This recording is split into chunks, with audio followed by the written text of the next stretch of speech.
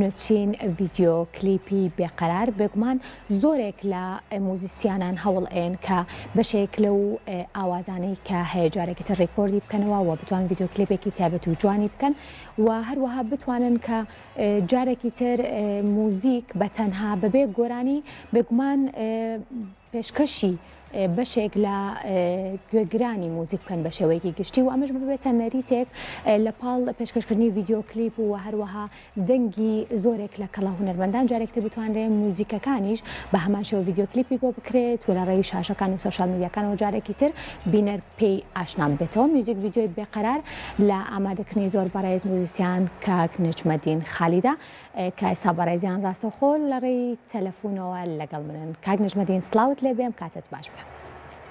سڵاو لێوەش زۆر سپاس بۆ جەنابەتەوە، زۆر سپاس بۆ کەناڵی کورساتی عەزیز بۆم دەرفەت.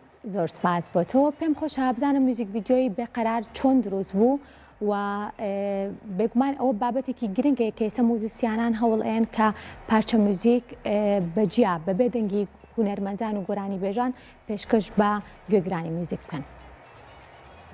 زۆر سپاس. بێگومان ئاوازی ئەم گۆرانیە بڵێن بێقەرار ئاوازێکی زۆر جوانە کە لە ئاوازی هونەرمەندی ئێرانی کامرانی مەپەریە.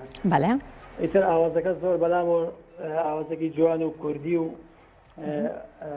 خۆش بوو کە هەرێک لە هونەرمەندان مامۆستا ئیسماعیلی سابری کۆچ کردو لەگەڵ هونەرمەند زیادە سەد و توانێتەوە بە گۆرانی. ئیتر بەڕاستی حەزم بۆ ئاوازەکە و جوانی ئاوازەکە وای لێکردم کە حەزم کرد بە شێوازی موزیک جارێکی تر داڕستنێکی بۆ بکەمەوە و پێشکەشی ئێوە جۆگران و بینەرانی. بەڵێ کاک نەجمەدین چەند ئامێر لە نێو ڤیدیۆ بۆ بڵێن ڤیدیۆ کلیپەکەیە بڵێن لە نێو میوزیک ڤیدیۆکەیە بەشدارن؟ بەڵێ من خۆم بە ئامێری تار و تارباس ئاوازەکەم ژەنیوە.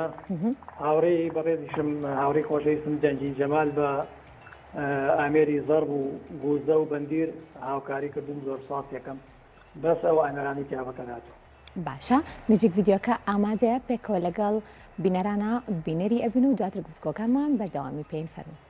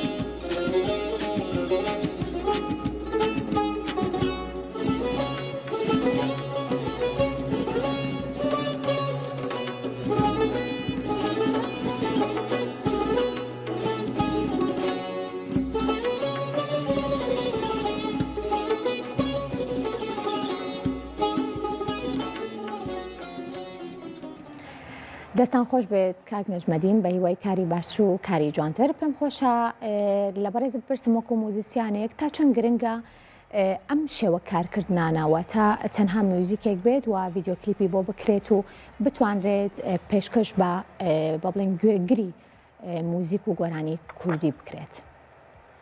بەڵێ بەڕای من زۆر گرنگە ئەو ئاوازە کوردی فۆلکلۆریە جوانانە ئەوانەی کە ئاوازێکی فۆلکلۆری جوانن ئەوانەی کە هونەرمەندە بە تواناکانی پێشێمە و توانە ئێستا سەردەمێ بەسەریان ڕۆشتووە و کە خەریکە وای لێ لەبیری خەڵک بچێتەوە بەهۆی ئەم لێشاوە ئاواز و گۆرانی تازانە کە ئێستا هەیە و زۆریەکە کوردی نییە. لەبەرەوە زۆر زەرورە ئەم ئاوازانە ئیشیان بۆ پرێگەر بە شێوازی موزیکیش بێت بۆ ئەوەی کە جارێککە بێتەوە بەردەمی بەرچاو و بەردڵ و بەرجۆی بینەران و بیستەران.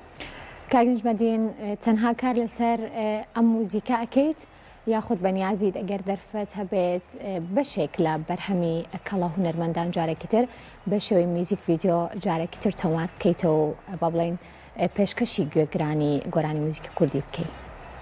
والله بەئەکید من زۆر حەز دەکەم. من پێشتریش ڤیدیۆ کلیپێکم هەبوو بە ناوی نەسیمی پاییز لە هیچ لە گۆرانەکانی هونەرمەندی گەورە مامۆستا خالقی بوو کە لەگەڵ هاوڕێم کە عومەری چەلۆ ئەو داڕشنەوەی بۆ کرد و منیش بە تار ئاوازەکەمان ژەنی و ڤیدیۆ کلیپمان بۆ کردەوە. زۆر حەز دەکەم ئاوازی کەش ئەگەر دەرفەت هەبێ و توانا هەبێت ئینشاڵڵا توانن لەسەر ئەو ئاوازانەکە ئینشاڵڵا ئیشیان لەسەرکە. بەیوای کاری باش و کاری جوانتر و بەردەوامی زۆر سوپاس بۆ بەڕێز کاک نەجمەدین خالید.